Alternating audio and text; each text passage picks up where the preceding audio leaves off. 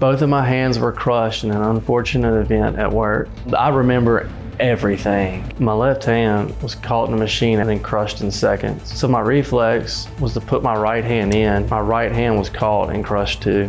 I started just screaming, the scream I never knew I could make, and I lost my hands days before my son was born. Everybody imagines like their son immediately getting placed in their hands, and like I missed that. My accident was August 6, 2020. My wife, she had a baby doctor visit she had to go to. And normally I take her. This time she convinced me to stay and go to work. I'm a welder, I work in a metal fabrication shop. This was when COVID was going on. There was layoffs and stuff. And my supervisor put me on a machine that I've never operated before. It's a metal rolling machine, like it bends plate metal. I remember sticking the duct tape on the machine, and then the next thing I know, my hand just gets pulled in. Out of reaction, I reached with my right, and it started just both pulling me in, and there was no way to stop the machine. I started just screaming and making these loud noises.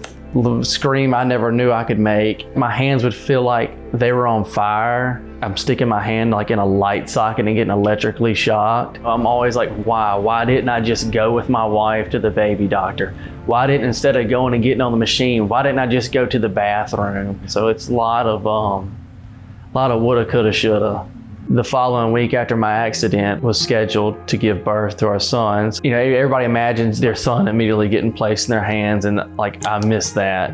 So it was about 2 weeks after they woke me up one morning and told me that I was going to physical therapy. I remember like looking down, seeing balloons. I thought somebody was having a party, and as I got closer, I saw Lacey holding Levi.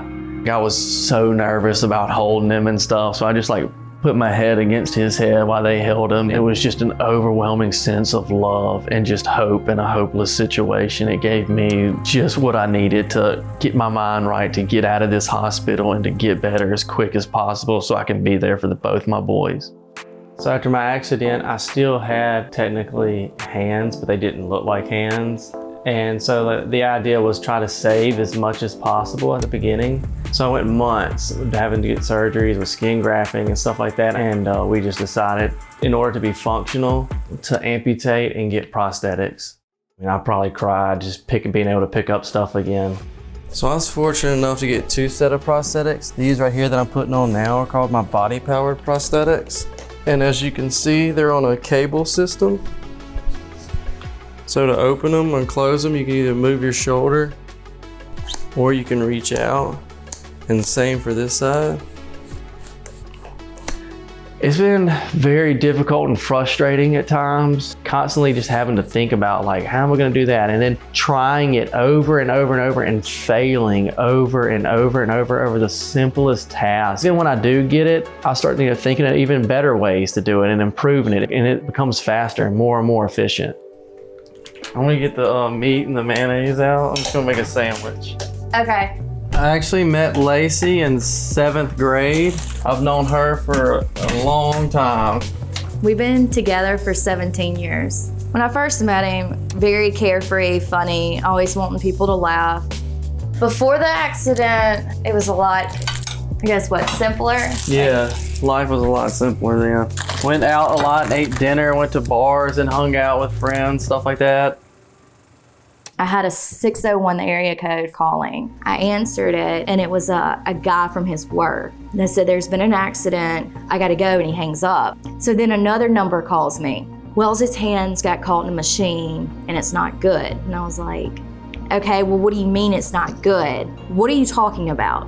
And then nobody would really tell me. We sat in a waiting room waiting for the surgeon to come out to let us know. Everybody was just such in shock. And when he was recovering, it was very rough.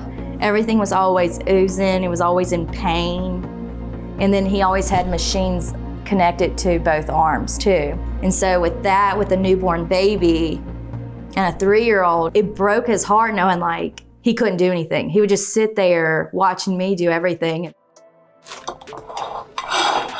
We don't go out and eat anymore because of these situations of me feeding him in public. He doesn't want people staring, me feeding a grown man. Being a man and like knowing you have to provide for your family and that whole stereotype thing, and then going out in public, and then my wife having to like hand feed me and just like everybody in the restaurant like looking and staring. He has his moments where he gets upset about like not being able to play with sports with Conrad and Levi, like showing the hands on how to hold a bat or how to properly hold a football. Like that is really hard for him. So we're off now to go meet the kids at my dad's house and go for a little swim. So after the accident, there was a point where I was worried if I was gonna be able to drive again. One day, Lacey just looked at me. She said, "Do you wanna try driving?" So I hopped in the driver's seat and put it in drive, and I immediately started crying. This is the video of me filming Wells driving for the first time. How does it feel?